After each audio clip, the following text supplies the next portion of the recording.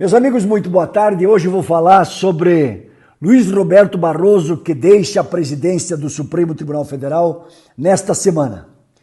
O que eu vou falar, obviamente, eu corro riscos num Brasil que nós estamos vivendo hoje, de extrema insegurança jurídica, e aquilo que eu falarei, estarei amparado pela minha consciência e pela lei. Então eu não tenho medo de sofrer qualquer tipo de retaliação, mesmo sabendo que nesse país, hoje, nem sempre a verdade, a justiça se é levada em conta. Eu vou tratar sobre o que eu chamo de o pai do caos, que chama-se Luiz Roberto Barroso. Tinha grande admiração por ele, dotado de uma inteligência ímpar, de uma comunicação, de uma oratória excepcional, de um conhecimento jurídico, que reconhecia Lava Jato e de repente ele se modificou. Vamos aos pontos, eu gosto de tratar assuntos com bons exemplos.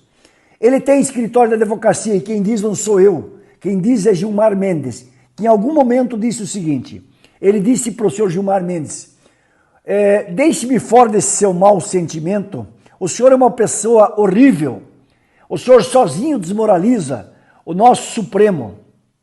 Só tem interesse que não seja a justiça. Barroso disse para Gilmar Mendes. Gilmar Mendes retribuiu a gentileza dizendo, e o senhor feche seus escritórios. Não sou eu que estou dizendo que ele tem escritório.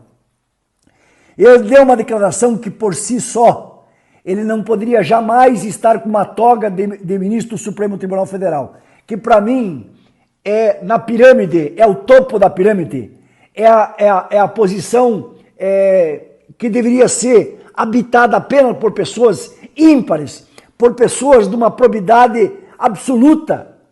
É o maior orgulho que uma pessoa pode ter, o sentimento maior de ser ministro do Supremo Tribunal Federal, aquele que é o último que tem o direito de errar ou não tem o direito de errar.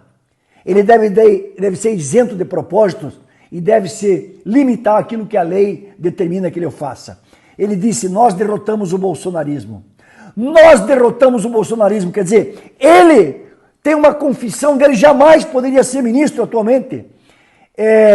Ele permitiu a abertura de inquéritos de ofício pelo STF, permitiu decisões monocráticas, quando o correto seria ir para plenário. Este caso do presidente, o mundo inteiro estava questionando. E como que não foi passado isso para a corte principal e por uma turma que é composta por 3 inimigos? Um inimigo declarado, que até era vítima, que é um dos obstáculos hoje para se declarar impedido. Outro é comunista e odeia o presidente.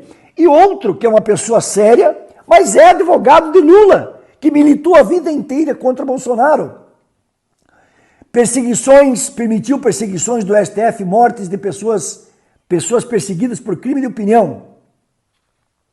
Ele também foi o advogado de César e Batista. Ele foi presidente de 2023 a 25.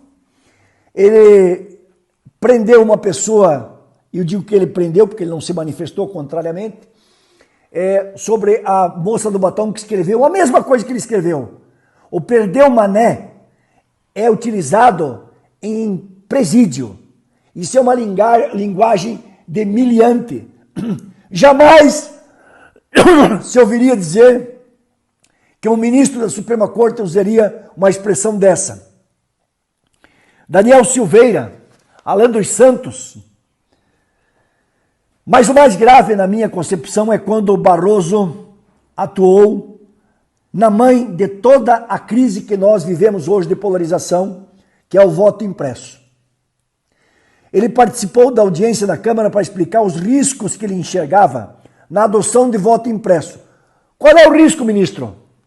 Não porque ele é favorável ao voto do jeito que ele é atualmente. Eu também sou eletrônico, certo? Na maquininha. Sai o resultado meia-noite no Fantástico, Fantástico pula, dizendo que o Lula ganhou, etc. Não tem problema, mas vamos conferir depois. Isso não vai criar abertura para quem votou, não vai gerar insegurança, nada, absolutamente nada. Vai ser feito com o maior zelo do mundo. A Venezuela só mostra o crime que foi cometido pelo Maduro porque tem o voto impresso, que ele não permitiu que fosse feito uma auditoria. Barroso se reúne com deputados da comissão do voto impresso em 21 de junho de 21. Ele apresentou o argumento sobre o voto impresso, argumentando que se tratava de custo para o Brasil e um risco de perda de privacidade. Mentira! Mentira! Custo do Brasil? Custo é votar na pessoa errada. Custo é votar em pessoa que amanhã você não sabe se ele foi eleito ou não. Custo são 50, 100 bilhões de emendas. Custo é Vossa Excelência criar um espaço no aeroporto para não se misturar com os pobres. Custo é colocar 5 bilhões na mão de políticos para fazer a campanha para depois eles roubar, para roubar a população. Barroso determinou também que a polícia rastreasse denúncias de fraudes eletrônicas. Quem falasse... Eu perdi um TikTok com 55 mil seguidores, porque eu questionava a urna eletrônica e ela foi derrubada e minha conta foi derrubada. Eu tinha pessoas até em Portugal, tinha muitos seguidores de Portugal. A declaração dele, um vídeo que tem dele falando sobre o voto impresso, que seria um retrocesso e não seria favorável, foi retirado. Por quê? Algumas ações, rapidamente, eu vou comentar com os senhores, que é incompreensível. A descondenação de Luiz Inácio Lula da Silva na 13ª vara, depois foi para o TRF, depois para o STJ. Formalisticamente, as provas foram viabilizadas a prova foi viabilizada e por conta do CEP do 13º, a candidatura dele foi positiva, ele voltou a ser presidente, Luiz Inácio Lula da Silva. Ele mudou de opinião, eu não sei o que mudou na Constituição.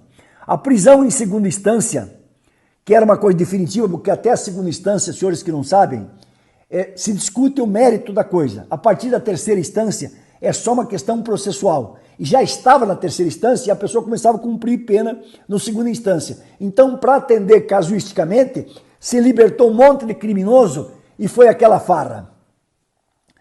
A anulação das provas da Odebrecht. Eu não vou nem discutir.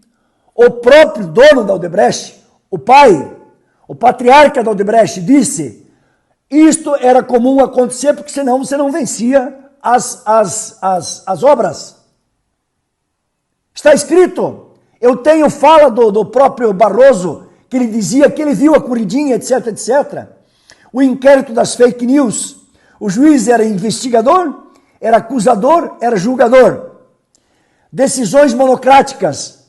Um juiz decidia assuntos gravíssimos. Censura. Eu não vou também nem discutir, porque há uma proteção sobre a democracia. Eles querem questionar que você não pode dar a tua opinião. Se eu estiver cometendo algum crime aqui de injúria, calúnia, difamação, já existe. Entre com uma ação contra mim. Por favor, faço isso. Violação da liberdade individual é a coisa gravíssima.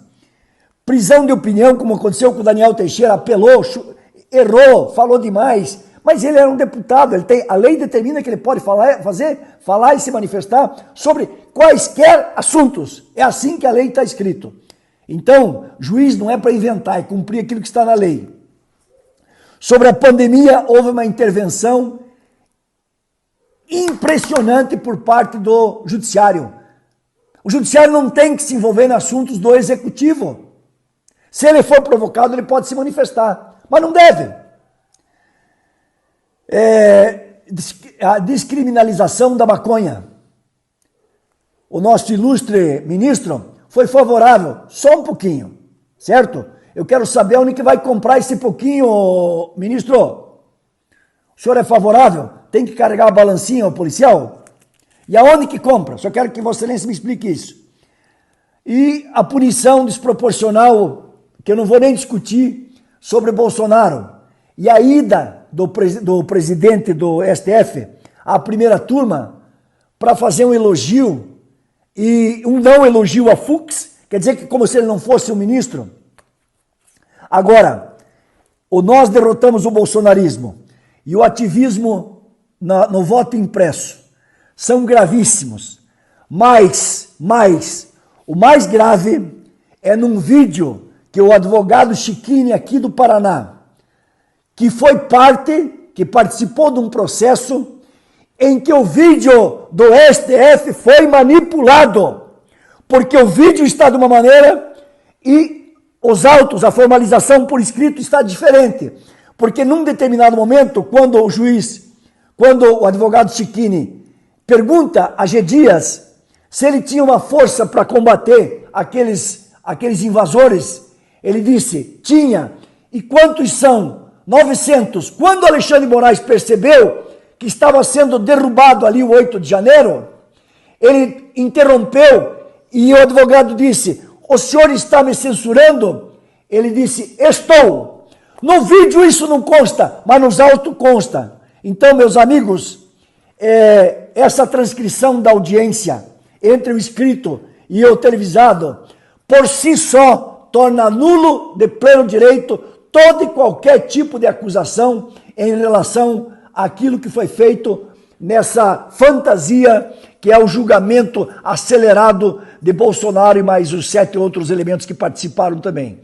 Senhor Barroso, o senhor vai passar para a história como o pior membro do Supremo Tribunal Federal. Eu digo com toda a dor no coração, eu tenho vergonha que Vossa Excelência seja o ministro da Suprema Corte. Uma pessoa que venha a julgar as pessoas por interesses que eu não sei até onde isso é verdadeiro ou não. Eu só sei lhes dizer, a crise que o país se encontra, a polarização, isto está manchado pelas mãos de pessoas como o senhor que presidiu o STF e pelo Senado que se omite e se acovarda e não convocar Vossa Excelência para explicar tudo isso que eu aqui relatei.